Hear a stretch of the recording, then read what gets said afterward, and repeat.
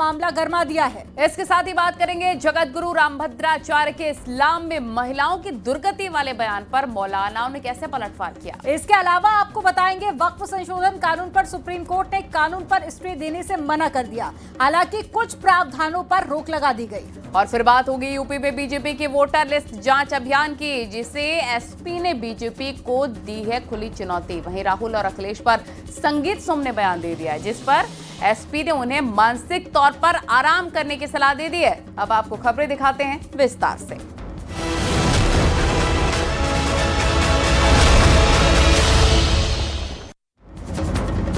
राजा सुहेलदेव को यूपी में कई समुदायों में वीर योद्धा माना जाता है। उन्हें देश के महापुरुषों में गिना जाता है, लेकिन एआईएमआईएम नेता ने उनके ऊपर विवादित बयान देकर एक बार फिर से राजा सुहेलदेव और मसूद गाजी का मामला गर्मा दिया है। एआईएमआईएम के प्रदेश अध्यक्ष शौकत अली ने महाराजा सुहेलदेव को लुटेरा बताया और सैयद सलार गाजी को भारतीय योद्धा, जिसके बाद राजभर समाज के लोगों ने इसका विरोध किया। इसी पर आपको दिखाते हैं रिपोर्ट।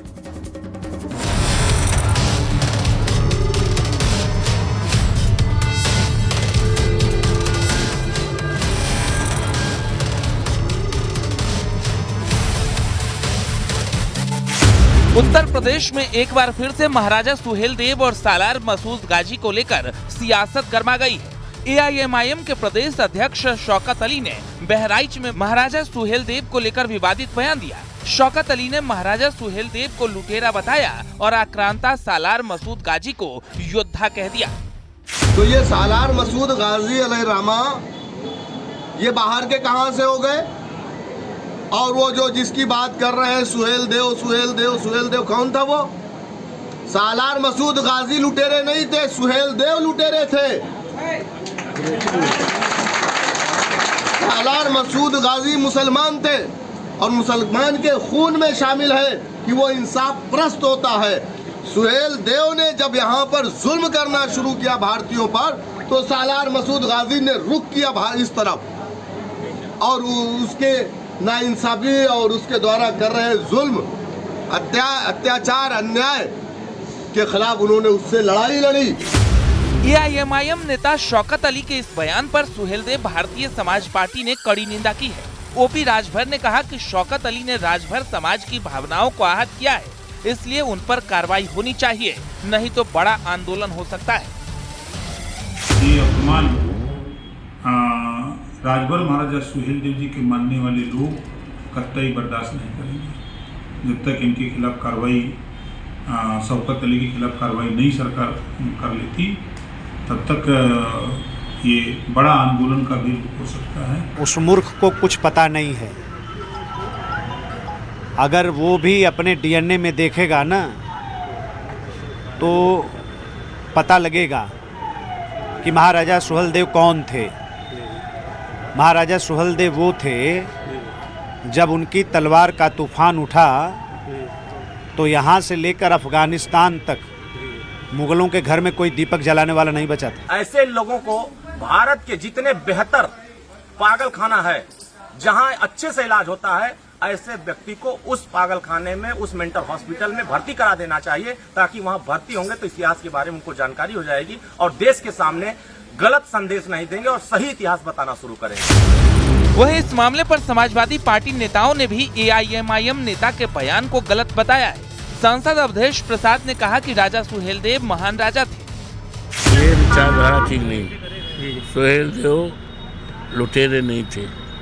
सुहेलदेव की देश के लिए और देश में आपसदारी, भाईचारा, मानवता, अहिंसा, प्रेम, मोहब्बत का पैगाम भेजा है। देखिए, जो इतिहास समाजवादी लोग ये मानते हैं, बहुत इतिहास के पन्नों को पलटने से भारत का जो आज का भविष्य है वो बनने वाला नहीं है। हम ये मानते हैं कि राजा सुहेलदेव, पूरा समाज, पूरा देश उनका सम्मान करता है। राजा सुहेलदेव को उत्तर प्रदेश में कई समुदायों में वीर योद्धा माना जाता है। उनको महान राजा बताया जाता है, जिसने आक्रांता सालार मसूद गाजी को हराया था और लोगों को उसके आतंक से बचाया था। लेकिन शौकत अली ने अपने विवादित बयान में राजा सुहेलदेव को आक्रांता और सालार मसूद गाजी को भारतीय योद्धा बताकर विवाद खड़ा कर दिया है, जिस पर राजनीति गरमाई हुई। Bureau report, news 18।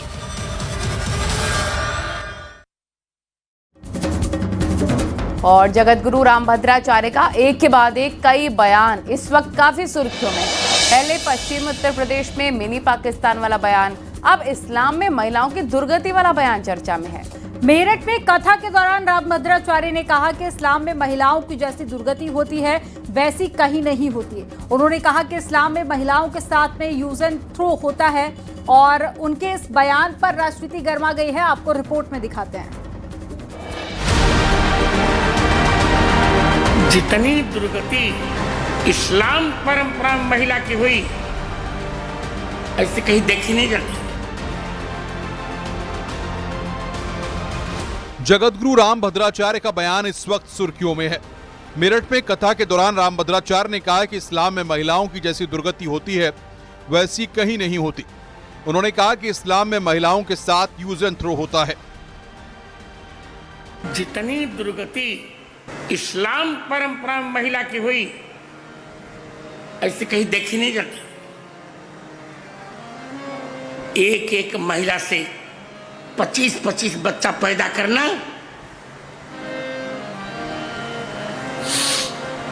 और फिर उनको वृद्ध होने पर 3 बार तलाक करके छोड़ देना। हालांकि ये पहला मौका नहीं है। इससे पहले रामभद्राचार्य ने पश्चिमी उत्तर प्रदेश को मिनी पाकिस्तान जैसा बताते हुए हिंदुओं से मुखर होने की अपील की थी। पश्चिमी उत्तर प्रदेश में आकर लगता मानो ये मिनी पाकिस्तान है, ऐसा लगता है। तो अब हमें मुखर होना है। हम ऐसा नहीं होने देंगे, जो कुछ हो जाए। रामभद्राचार्य के बयान पर मौलाना शहाबुद्दीन रिजवी बरेलवी ने कहा कि इस्लाम में महिलाओं के अधिकार सुरक्षित हैं। मुसलमान को हिंदू धर्म गुरुओं के उपदेश की आवश्यकता नहीं है। इस तरह की बातें करना फजूल है और समाज को कमजोर करने वाली बातें हैं। कथावाचकों को चाहिए कि वो अपने समाज के दरमियान जो बुराइयां हैं उन बुराइयों को दूर करें। मुसलमान समाज की तरफ न देखें। हमें उनकी ज़रूरत नहीं है, उनकी आवश्यकता नहीं है। हमारे यहाँ खुद मजहबी रहनुमा है, हम खुद इस्लाह अपनी कौम की करते हैं, करते रहेंगे। वो अपने समाज के दरमियान झांक करके देखें, उनके यहाँ जो बुराइयां हैं, खराबियां हैं, उनको दूर करने की कोशिश करें। रामभद्राचार्य के बयान पर जहां मौलाना ने कड़ा एतराज जता रहे हैं, वहीं समाजवादी पार्टी भी निशाना साध रही है। जिन साधु और जो सम्मानित हैं वो यही चाहते हैं कि एआई पर बहस न हो। भद्राचार्य पहले एक अच्छे जो है कि क्या संत थे, लेकिन अब सरकारी हो गए हैं, तो इसलिए सरकार के इशारे पर बयान देते हैं। रामभद्राचार्य के बयान का जहां समाजवादी पार्टी विरोध कर रही है, वहीं बीजेपी नेता और साधु संतों ने भी अपनी प्रतिक्रियाएं दी हैं। यह भी सच है, किन्हीं कारण से जो मुसलमानों के बीच में जो बराबर का दर्जा मिलना चाहिए महिलाओं को, वो नहीं मिल पा रहा उनको आज भी दोयम दर्जे रखते हैं। समस्या है इस्लाम धर्म में और ये कुरीति है कि जो एक माँ जो है इतने सारे बच्चों को वो कुपोषण के शिकार होते हैं, उनको आहार ढंग से नहीं मिल पाता। तो उनका कहना सही है और जब समस्या उत्पन्न होती है तो छोड़ भी देते हैं। बहुत सारे केस आए हैं, तो मैं उस बात का समर्थन करता हूँ। पश्चिमी उत्तर प्रदेश पाकिस्तान बन रहा है, योगी जी के राज में पाकिस्तान, ये कैसी बात? सुन करके धक्का लग रहा है। कहीं आपके सुनने में समझने में अंतर हुआ होगा पत्रकार बंधु। मेरठ में कथा के दौरान रामभद्राचार्य के एक नहीं बल्कि कई बयान चर्चाओं में। पहले मिनी पाकिस्तान और अब इस्लाम में महिलाओं की दुर्गति। फिलहाल रामभद्राचार्य के दोनों बयान पर घमासान मचा हुआ है। Bureau report, news 18।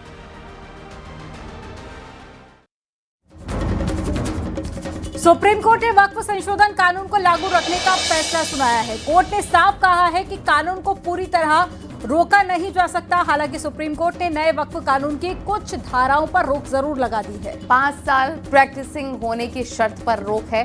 वक्फ बोर्ड में गैर मुस्लिम की नियुक्ति पर रोक नहीं है। लेकिन 3 से ज्यादा गैर मुस्लिम सदस्य नहीं हो सकते। सुप्रीम कोर्ट ने कहा है कि कलेक्टर का फैसला अंतिम नहीं होगा। देखिए रिपोर्ट।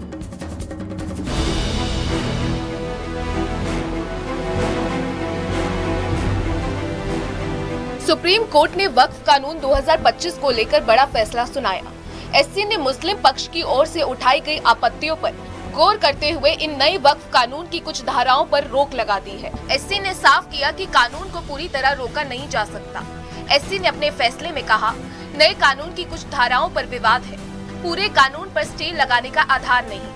कानून लागू रहेगा, कुछ प्रावधानों पर रोक, 5 साल प्रैक्टिसिंग होने की शर्त पर रोक, बोर्ड में गैर मुस्लिम की नियुक्ति पर रोक नहीं, बोर्ड में 3 से ज्यादा गैर मुस्लिम सदस्य ना हो, कलेक्टर का फैसला अंतिम फैसला नहीं होगा, रजिस्ट्रेशन का प्रावधान जारी रहेगा।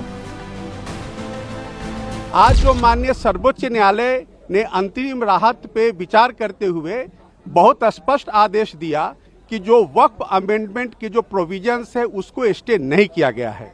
दूसरा बात उन्होंने कहा है कि जो रजिस्ट्रेशन का जो मुद्दा है उस पर भी कोई स्टे नहीं है, यानी कि जो वक्फ रजिस्टर्ड नहीं है या जिसको रजिस्टर नहीं कराया जाएगा वो वक्फ प्रॉपर्टी ट्रीट नहीं होगा। पूर्व एसपी सांसद एसटी हसन ने डीएम को अधिकार नहीं दिए जाने का स्वागत किया है। उन्होंने पूछा कि भविष्य में क्या सुप्रीम कोर्ट मुसलमानों को हिंदुओं के ट्रस्ट में जगह देगा। हम इस फैसले का, जहाँ तक डीएम साहब की बात है, स्वागत करते हैं और बाकी चीजें के वक्फ के अंदर नॉन मुस्लिम को उन्होंने अलाउ कर दिया है। ना तो इस्लामिक कानून नॉन मुस्लिम जानते हैं और ना ही मुसलमान हिंदू पर्सनल लॉज को जानते हैं। कल को मुसलमान भी ये कहेंगे कि साहब हमें भी मंदिरों के ट्रस्ट में रखा जाए, तो क्या सुप्रीम कोर्ट इस बात को अलाउ करेगा? बीजेपी ने सुप्रीम कोर्ट के फैसले का स्वागत किया है। बीजेपी का कहना है कि इस सुधार का वही लोग विरोध कर रहे हैं जो लूट की छूट चाहते हैं। वो लूट के छूट का लीगल लाइसेंस अभी भी चाहती है। जिस लीगल लाइसेंस पर जो है वो नाकाबंदी और तालाबंदी इस सुधार के बाद हुई है, वो फिर से एक बार कहते हैं नहीं जी हमें जो है वो लूट के छूट का लीगल लाइसेंस दे दो, उसकी बहाली कर दो। वहीं कांग्रेस का कहना है कि सुप्रीम कोर्ट ने सरकार की मंशा पर लगाम लगाई है, लेकिन कांग्रेस आगे भी वक्फ को लेकर लड़ाई लड़ती रहेगी। आप कैसे तय करोगे कि कौन 5 साल से प्रैक्टिस कर रहा है? ये तो आस्था का विषय है, ये तो अंतर्मन की बात है। तो माननीय उच्चतम न्यायालय ने इन तमाम संवेदनात्मक पहलुओं को और छोटे छोटे पहलुओं को देखा है, तो मैं बहुत खुश हूं और मुझे अच्छा लग रहा है। एक बहुत बड़ी लड़ाई है इस देश में वक्फ की जमीनों को बचाने की, हम उस लड़ाई को लड़ते रहें। वक्फ संशोधन कानून पर सुप्रीम कोर्ट के फैसले को विपक्ष ने सरकार के एजेंडे के खिलाफ कड़ी कार्रवाई बताया है। वहीं बीजेपी का कहना है कि सरकार निष्पक्ष और पारदर्शी व्यवस्था चाहती है। Bureau report, news 18 UP Uttarakhand.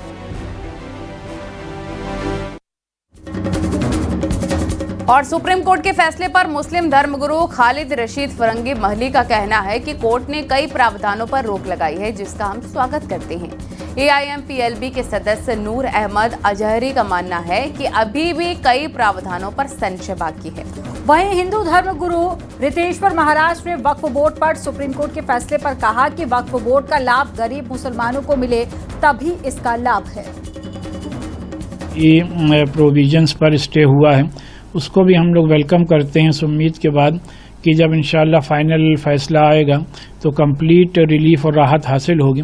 और खासकर सेक्शन 3 और 4 पर जो स्टे हुआ है वो एक बड़ी जीत है। और 5 इयर्स प्रैक्टिसिंग मुसलमान होना चाहिए वक्फ करने के लिए, उस पर भी स्टे हुआ है। वक्फ संपत्ति हमारी तहजीबी, तालीमी और मजहबी अमानत है।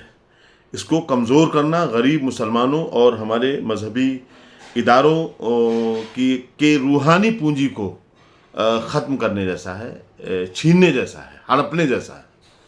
तो जो सरकार पहले इसको हड़पना चाहती थी, छीनना चाहती थी, आज कहीं ना कहीं सुप्रीम कोर्ट ने हमें उसमें राहत दी है। जो मुस्लिम पक्ष की मांग थी, उस संस्कृति की मांग थी, उसके ऊपर भी सुप्रीम कोर्ट ने ध्यान देते हुए कि भाई जैसे मुस्लिम ही उनका CEO होना चाहिए, 3 से ज़्यादा गैर मुस्लिम नहीं होने चाहिए, ये सब जो प्रावधान है, मुझे लगता है एक अच्छा फैसला मैं देख रहा हूँ, जहाँ दोनों पक्षों को, सरकार को भी और भारत की जनता को भी संतुष्ट करने का प्रयास किया गया है। 2027 विधानसभा चुनाव से पहले बीजेपी पार्टी स्तर पर वोटर लिस्ट की जांच करेगी। लोगों के घर घर जाकर मतदाताओं का सत्यापन किया जाएगा। जांच के बाद में फर्जी वोटर और डबल नाम को कटवाने की कोशिश होगी। एसपी सांसद राजीव राय ने इसे लेकर चुनौती दी। उन्होंने कहा कि अगर बीजेपी ऐसा करेगी तो एसपी के कार्यकर्ता हर बूथ पर लड़ेंगे। देखिए। –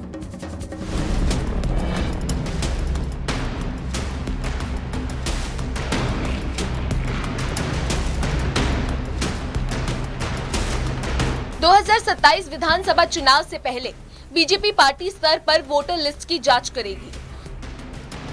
बूथ स्तर पर चलने वाले अभियान में लोगों के घर घर जाकर मतदाताओं का सत्यापन किया जाएगा। यूपी में 2027 विधानसभा चुनाव के लिए बीजेपी ने फर्जी वोटर्स के लिए बड़ा अभियान शुरू करने जा रही है। जांच के बाद पार्टी फर्जी मतदाताओं के नाम कटवाने की कोशिश करेगी। साथ ही जिन लोगों के नाम 2 जगह वोटर लिस्ट में शामिल हैं, उनके नाम भी कटवाने की कोशिश होगी। बताया जा रहा है कि राज्य निर्वाचन आयोग की वोटर लिस्ट में करीब 1.5 करोड़ मतदाताओं के नाम ग्राम पंचायत और नगरीय निकाय की मतदाता सूची दोनों में होने की बात सामने आई है। इसलिए भारतीय जनता पार्टी उत्तर प्रदेश मतदाता सूची के पुनरीक्षण का काम शुरू करेगी। पार्टी के स्तर पर सभी बूथों पर जाएगी, घर घर जाकर मतदाताओं की पहचान होगा। साथ ही साथ जो नाम गलत चढ़ गए हैं या 2 बार चढ़ गए हैं, उनको हटवाने का काम, और 18 साल जिनकी आयु पूरी हो गई हो नए मतदाताओं की, उनके नाम मतदाता सूची में आ जाए, इसकी भी व्यवस्था किया जाएगा। बीजेपी के घर घर जाकर वोट जांच करने वाले अभियान पर समाजवादी पार्टी के सांसद राजीव राय ने कड़ा एतराज जताया है। उन्होंने कहा कि बीजेपी यूपी में वोट कटवाने का दुस्साहस न करे। एसपी के कार्यकर्ता हर बूथ पर लड़ेंगे। बीजेपी की तानाशाही सोच यूपी में नहीं चलेगी। लेकिन मैं इनको चुनौती देता हूं भारतीय जनता पार्टी के फर्जीवाड़े करने वाले लोगों को। उत्तर प्रदेश में समाजवादी कार्यकर्ता बूथ बूथ पर तैयार है। दुस्साहस न करना, वोट की डकैती और चोरी बूथों पर करने का, ये दुस्साहस मत करना। मेरी चुनौती को स्वीकार कर लेना। एसआईआर पर अखिलेश यादव और राहुल गांधी केंद्र सरकार और चुनाव आयोग पर वोट चोरी के सवाल उठाते रहे हैं। बिहार में इस मुद्दे को लेकर अखिलेश और राहुल काफी मुखर रहे। अब देखना ये है कि यूपी में बीजेपी जब इसे बड़ा मुद्दा बनाने जा रही है तो विपक्ष किस स्तर तक इसका विरोध करेगा। Bureau report, news 18, UP Uttarakhand.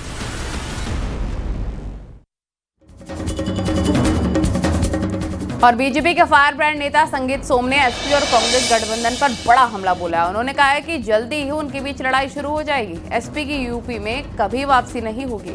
वहीं संगीत सोम पर एसपी प्रवक्ता ने कहा कि मानसिक और राजनीतिक तौर से संगीत सोम बीमार चल रहे हैं, उन्हें आराम की जरूरत है। आपको रिपोर्ट में दिखाते हैं।